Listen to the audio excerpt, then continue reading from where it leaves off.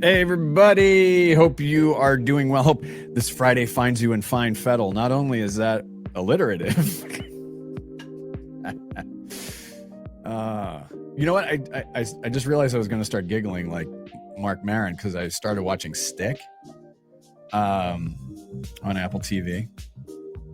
And I love Mark Maron. But I noticed sometimes like I would pick up his laugh where he's like, when I would listen to his podcast. So, love that guy. He'd be a good hang. He'd be really fun to hang out with. Guaranteed. So, to all of our members at Indie Agency News, thank you so much for your support. If you're new to this shtick, our brief is very simple. Build a global home for independent agencies. Our mission, serve independent agencies and the brilliant people behind them. The goal, more visibility for indies and more choice for marketers. Proud to have 290 member agencies and companies around the world. Also some preferred partners. We have some consultants who have joined as well. So we're building this really, really nice community. If you'd like to learn more, go to indieagency.news/join. One thing I want to show you. This thing got really confusing. You know how you build a thing? And you know what? I'm going to bring Raul in. Because so we're going to talk about demo targeting. And as we were joking about, I'll do that a little bit later. But here was the thing. So we're making this thing, right? And we're adding stuff and it can get confusing. So instead of having a bunch of sliders at the top, we just decided this is what we got going on. So we just built this so it's easier for you to navigate what's going on. So we got this going on right now.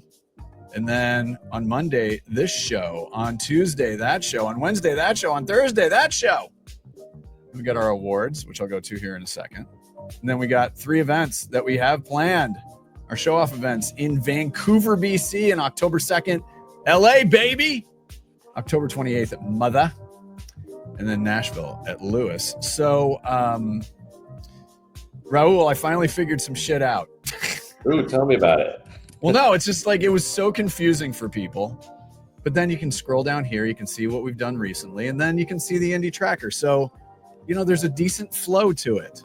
The UX is not perfect, but it's getting there. It's getting there. Now,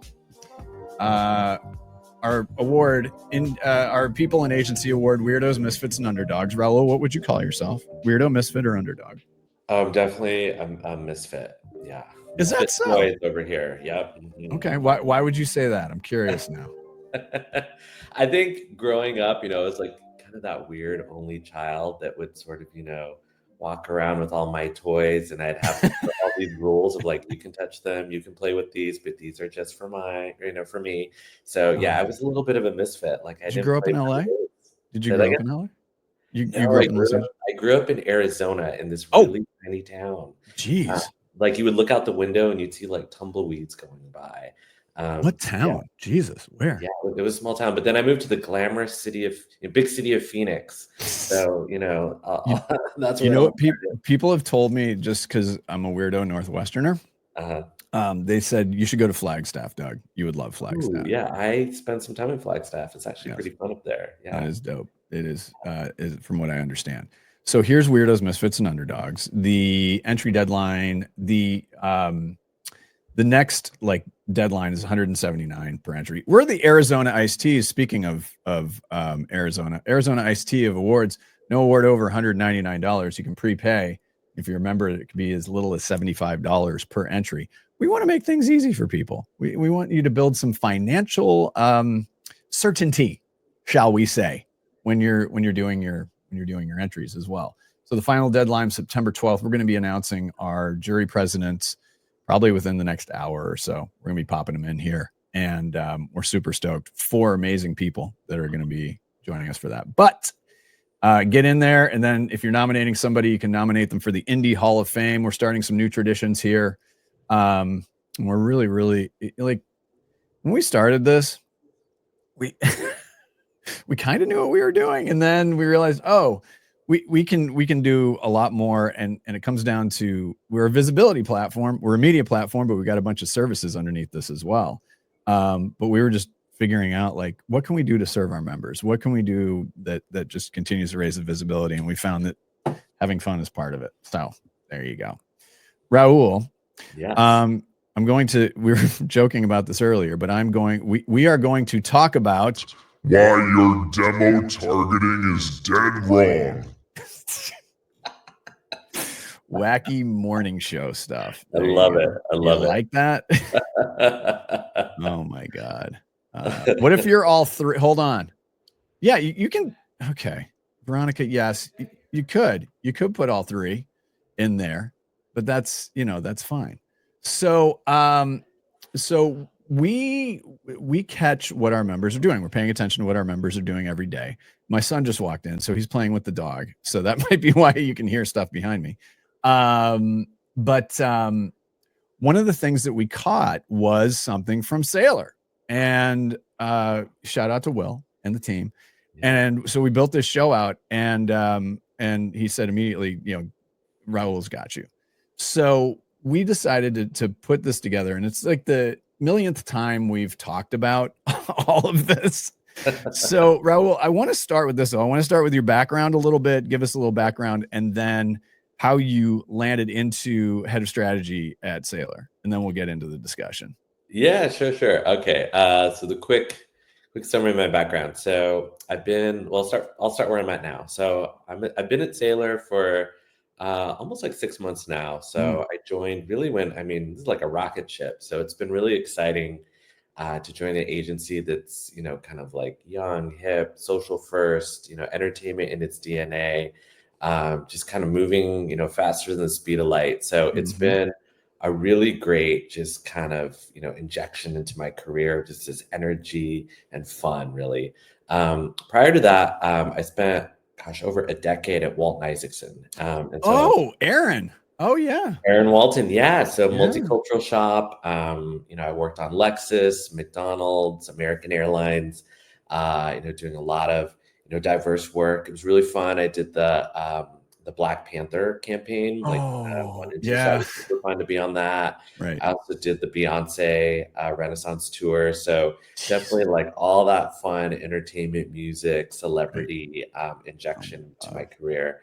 I just think of myself really as like a storyteller. I kind of take data, weave it into a story, kind of make, do the razzle dazzle, get people excited about a big idea, and inspire creatives to make great work. And so prior to that, my career, I did, before getting into advertising, I was doing like brand consulting, and I had gone to business school. So it was a little bit of, kind of a pivot for me to kind of move to the ad world. I was sort of like, I just had made friends with people that were in advertising, and they're like, you should join like our brand team. And so that's what But prior to that, I was at B school, and it was really entrepreneurial. And, I had all these really great little internships in marketing. This tiny company at the time, Facebook, I did, when they were like above a coffee shop. I was telling Will this story the other day. He's like, I can't even believe we're having this conversation. I was there before they even really had a marketing team. So I did a little bit of work just with them. So was this fun. In California or in Massachusetts? This was in California. So I was at the Stanford GSB for B school. So that was really fun, and oh my God, such a great experience. And in college, I had 2 majors, so English and chemistry. So I'm very you're perfect for this. Yeah, very left brain, right brain. I was gonna be a doctor, but I got an internship to go to the University of Arizona. I saw, I was like shadowing doctors. I saw like a ton of blood, and I'm like, I am out of here. Like, this is just not my thing. So like, it was kind of like my parents were really, I'd already gotten into med school and everything, and they were like, we're gonna have a doctor in the family. And I'm like, no, not so much. So it was a big moment. I remember my mom like freaking out and screaming, like, what are we gonna do with you? And my dad, thank God, was like, whatever course you want to go on, we're here to support you. So that was great. So that was kind of like, my journey to advertising. But I'd say it's been such a fun, wild ride, all these big brands, and Right. I'm at a place where, like I'm moving, at the speed of social and influencers. Right. It's such a different clip. But Right. it's all been great and all been fun. So definitely here for the ride. That's all right. I was supposed to be a diplomat. So, yeah, In a it's way, so you funny. still are. Yeah. Depends on the day and the person you talk to. But no, I grew up in an Italian family, and it was like, you're going to do what? Like, yeah, okay. Here's what we want to talk about here. And this is really what caught our eye. Gen Z is almost 30. Gen Z is almost 30. Can you believe that? Like, what is happening? I mean, I'm 56, so I'm straight up Gen X, right? And so let's talk a little bit about that. So Gen Z is now pushing 30, and there is this thing of brands maybe not understanding that anymore, or trying to treat them more like Gen Alpha or more like a millennial, or just walk us through this, because this gets really complex really fast. Yeah, so what we're seeing is, like when we go in and talk to brands, like here's the thing, Gen Z is not some shiny sort of new emerging audience. I think a lot of marketers sort of think of it that way. Right. I mean, like you said, they're almost 30, kind of the oldest one right now is like, 28-ish, depending on what study you look at. So, I mean, they've got mortgages and kids and careers, like the whole deal. So, but many briefs still treat them like they're all on like their first latte ever. Like they're like seeing the world for the first time. So then there's like this obsession that targeting so narrowly that you kind of like practically need like a magnifying glass to sort of see what's going on there. And, the data is clear. I think that brands that go a little bit broader and kind of tap into culture, in that way can really grow probably like 2 to 3 times faster than if they kind of stick to this demo jail that they're in. Right. So, one brand that I've been looking at that, I've, always admired is, McDonald's. Like McDonald's, I got to work on McDonald's in my career. I want to give a shout out to all the folks at White and Kennedy that, they're doing an amazing job. This like McDonald's Land adult Happy Meal comeback has been like a masterclass. Like just seeing the social chatter on that, up 700%, TikTok views blowing past 2 billion. I mean, millennials got their nostalgia hit. Gen Alpha gets to meet the crew for the first time. I mean, that's not an ad, that's a cultural event. And it's not stuck in this sort of very narrow demo. So I think that's a great example of when you kind of break out of these outdated assumptions, you can really get much more marketing effectiveness and kind of like bang for your buck, looking at it that way. I think that for the longest time, and I remember when I was working for and going to conferences, and it was the year of big data. And then it was the year of data, and then the year of I like the fact that you're really pointing out that, data is important, but it also can have some shortcomings if you are so super targeted, and it almost becomes exhausting in a way. I have to think behaviorally as a consumer, it has to be exhausting, because if you're getting consistently hammered with that, as opposed to something to your point, which is a little more broad and maybe more broad appeal. Because when you say broad, both as a demographic, you could also indicate, especially creatively, that broad appeal matters. You want the right idea. And we've had this discussion with a lot of people about, is the big idea is dead. It's like, no, it's not dead. It's just different now. So I'm curious about broadening that out, because you're right. A pity the poor marketer who has to look so deeply at the numbers and feel as though that they're so constrained that they can't do anything, to your point, that ultimately ends up growing the business 2 to 3 times. Yeah, I think we're kind of at this sort of tension point, right? Where we have tools that will allow us to go like hyper specific, and like personalize things to, very niche audiences, which is all well and good. I think that can help kind of move into growth areas for brands.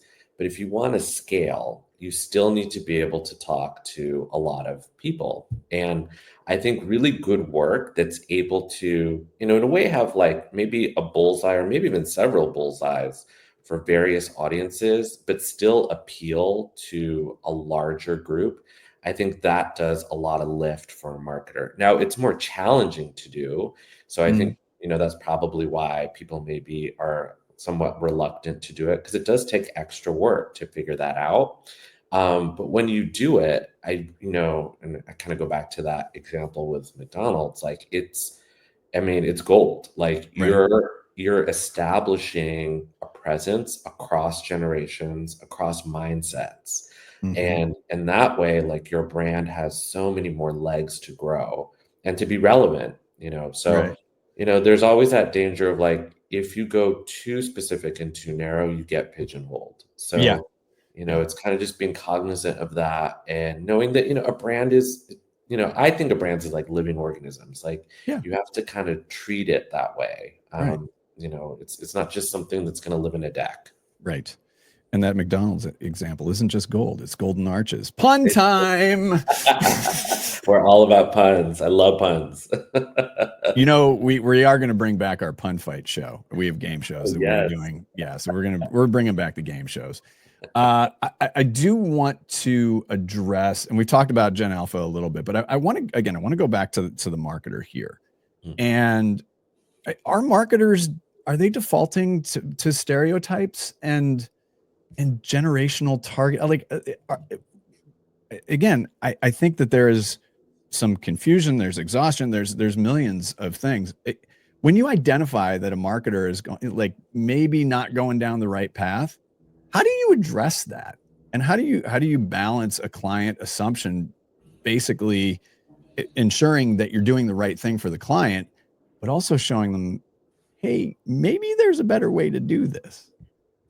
Yeah, no, I think, if we like to walk into maybe like a CMO's office and we got to tell them, hey, maybe your targeting strategy isn't sort of where you want it to be. It's not going to get you what you want. I mean, definitely in a diplomatic way, you got to have that conversation. Sure. You don't walk in with like a sledgehammer, but I think you walk in like with a chessboard. Like here's the move. You kind of run sort of the current plan side by side with one that's built, on behaviors and culture. So you kind of set the scoreboard, whether it's sort of like incremental reach or cost per buyer or like whatever engagement they want, and kind of let the results do the talking. So, I think of like, I was thinking about, another brand that like had a good example of this, and it's, Share a Coke, Coca-Cola's latest campaign. I think that's really kind of like great proof on this. They personalize the bottles, they've got the QR code. We've seen, kind of in their stats that have come out, like a 20% lift in younger engagement. So this really, is kind of like steady sales with older drinkers, but then you have, kind of like mid to single digit bump in sort of these like test markets. This really shows how you can shift your strategy without ever telling, like the CMO that they were wrong. Right. So I think it's sort of those kind of that classic approach to a client where the client asks for something. You're like, great, I'm going to deliver exactly what you asked. Right. But I'm also going to come with another version that, I as the marketer or the advertiser recommend might actually, get you something better. Right. And kind of prove that out and go through that work to prove it out. And, yeah, it's a little bit of a risk and, you got to kind of stick your neck out. But I think, that is what, clients are looking to agencies and marketers to do, like to push them into areas that maybe they feel uncomfortable. Or, it's like the foggy woods, but, that's the role, right. Of someone in kind of the industry that I'm in, is that you have to be the guide. You're the one that's navigating them through these like waters. Yeah. And I like hearing it when marketers and CMOs do point out that their agencies are challenging them, because it is all about growth. It really is. And there's a million ways to get there, but that's a great piece of it. And that's why we as agencies exist, so that we can help solve a client's business problem. I want to go to and you don't have to name names here. The worst generational stereotypes you've seen in briefs lately. Oh gosh, the worst generation. Where do I begin? I'll kind of move to the opposite end of the spectrum for the moment. So when I think about like older generations, particularly like boomers, this sense of, oh, they don't know anything about technology. Mm. I think I still laugh when I kind of see that, blatant stereotype coming in through briefs, from an Right. age standpoint. There are so many great like examples of brands that are even leveraging like tech in the way they tech with older generations and how they position themselves. Like I'm forgetting the name of the ring. It's like a ring, Aura ring. Right. Their most recent campaign, there are ads like all over Sunset Boulevard here in Hollywood, that have, I mean, essentially like Gen X boomer, you know, narratives in their advertising. And when you think about that piece of technology, like it takes a beat to like learn it, to sort of like Sure. get it up and running. And I think that's a great example of just a brand that was like, no, I'm not going to believe sort of that Hmm. classic stereotype that older people don't understand technology. And actually there, if you look at sort of the where the like wealth is sitting and the buying power, I mean, a lot of it is sitting with that generation. They're the ones that Hmm. are really holding kind of like essentially the purse strings in many of like the economy that we have. So to sort of ignore them in that regard is, I think just a big miss. So I think, yeah, challenging stereotypes for sure. Whether it's on age or kind of demographic Right. characteristics, really is where you can find sort of these unspoken opportunities. Right. And that's the job again of the advertiser and the marketer, especially someone in strategy. Like you're looking for what is unconventional, what Yeah. is not intuitive, and that's where you find really great insights. Yeah. I think of somebody, their members have, thank you. Stoked to have everybody here as members, but Adam Wilson at Decal in Detroit, he talks about subcultures a lot. Mm. And I think that's such an interesting extrapolation of that, and sourcing some of those things that in the past you wouldn't necessarily even consider before. And things like even going to Reddit as, that people back then are like, oh, why would I go to Reddit? That's just a bunch of, but what a rich territory. I'm curious, where are some rich territories like that agencies can start looking, and also for brands to understand that, yeah, some of the subculture stuff that you really want to be paying attention to is likely here. Mm. Yeah, no, I think that's And that a really, question's off the menu, by the way. that's off the menu. One thing that we're exploring a lot in terms of subcultures is, immersive experiences. So like Roblox, for example, I know there's sort of a lot of talk about Roblox in the news these days. But that is, it's really an emerging platform to look at younger audiences. We look at Gen Alpha, like so many of them are appearing in that space. And it's really one of the first times they may encounter a brand is through a platform like Roblox. They may not even be on Instagram, kind of looking at content and making relationship with brands there. So I think the subcultures in the gaming world for sure are really rich, to sort of understand like, okay, what's sort of moving in terms of, not even like a hobby per se. I think of like, something like Roblox now it's a social platform. I can There's see a that. Yeah. social fabric there around people who are making, you know, goods and creating, even more hyper subcultures and kind of creator tie-ins that, we're actively studying that. I'd say another good area is just kind of looking, and one of my favorites is kind of sneaker and sort of streetwear Yeah. culture. I think, looking at sort of like limited editions or kind of surprise drops, and how that impacts like music, fashion, entertainment. There's so much to be learned from that world and its influence, that I often like, I just follow tons of people on social with that. Right. Another one, just in, to give like a quick example, is when we look at sort of fandoms. So, right now, look at, like Taylor Swift and, the launch of her new tour, like that has percolated into culture. Like I am seeing, these sparkly gold backgrounds. Every brand is sort of like jumping on that, right? So, fandoms can mobilize faster than political movements. They create content, they run meetup, people are buying merch at premiums. So I think those are areas that are super rich to like dive into and just to see where culture is moving. And like, yeah, T Swift has got it on lock. Like, she is a master class. I mean, people at Harvard Business School are studying her. Like, that's how good it is. That's your competition. That's Totally, not Stanford. right? Jeez. Or as we like to call it, Boston Community College. That was a joke I heard. Now we're getting real. No, that was a joke I heard from a Stanford grad. Oh my God, I love that. I'm gonna borrow that one. Yeah, I thought that was pretty good. We've covered a lot of ground. What's one more juicy piece of advice that you would give an independent agency related to really introducing better ideas around targeting and not insulting strategy? I mean, you've covered a lot of ground here, but let's say that there's an indie that's maybe struggling with having that tough conversation. What's some other advice that you would give them to get them over the hump so that their client understands that they're doing this for their own good?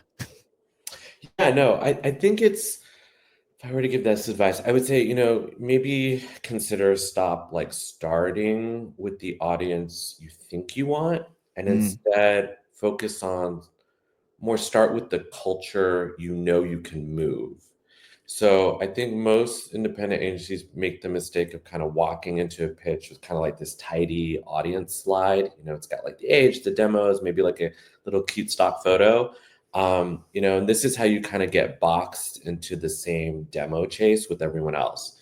So instead, I would suggest lead with more like a cultural pulse point, show, the marketers on the other end of the table, like a subculture that's already sharing or spending or influencing outside of their walls. And then you want to connect the dots to the brand's DNA. So you flip the conversation from like, this is here, here's who you're trying to reach, to here's the community that's already ready to reach for you. So this is how you kind of get out of that sort of age box trap and into territories where indie agencies can win, with like faster ideas, less red tape, kind of this deeper authenticity, because you're already in the room where those cultural moments are being made. So it's sort of it kind of hones back to what is the unique value proposition that an indie agency brings, as opposed to like a big, holding company. Yep. Final thing here. One sentence answer. Okay. One demographic truth that's complete and total bullshit. Let's see. Let me think about this. Let me think. I would say that, one sentence. Oh God, this is okay. I'm gonna go back to the boomers because I don't act like a Harvard grad. Don't be long-winded. Okay, so I'd say one of the biggest demo truths, that I think at times is a little bit BS, is that people will say boomers hold like over half the wealth in the US, yet most marketers spend like less than 10% of their budgets talking to them. I don't think that's necessarily true. I think that if you look at a lot of the marketing out there, there's a lot of savvy brands that know where the money is. So I worked a lot in auto, for 10 years. Oh, auto loves to talk to boomers. And there are a lot of signals to them in that category. The average age of, when I used to work on Lexus, the average age was like in the 60s. 88. No, I'm kidding. So at a total market level, that was sort of the average age. And as when I was at a multicultural agency, we were down aging the brand, into like the 40s, 30s, and that was great, right? But at the end of the day, I would still look at the budget and the spend. A lot of it is still talking to this older audience. Right. Now, as much work as you're still trying to down age it, it's like behind the scenes, you still really, where the money is. So I think as I kind of look at, brands sort of moving forward, and you flip it around, looking at younger audiences like Gen Z and Gen Alpha, You know, I think if I were to kind of make a line for them, you know, the fact that, you know, they're sort of new kids on the block to sort of brands and marketing, I think that's total bullshit. Like, I think that, you know, they are more savvy than probably any generation up to this point. Like, Gen Alpha is growing up with AI. Like, Yeah, that no, I is know. going to be Yeah, integrated into how they see the world. right. So